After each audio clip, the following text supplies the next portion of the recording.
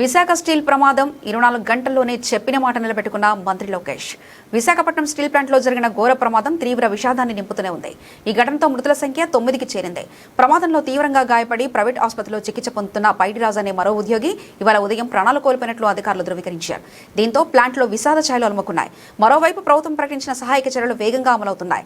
మంగళవారం deputy CM Pavan Kalyan, IT శాఖ మంత్రి నారా లోకేష్ బాధిత కుటుంబాలను పరామర్శించి ఇచ్చిన మాట ప్రకారం 24 గంటలు గడవకముందే మంత్రి లోకేష్ చర్యలు చేపట్టారు. మృతుల కుటుంబాలకు తక్షణ పరిహారం కింద 25 లక్షల చొప్పున చెక్లను స్వయంగా అందించారు.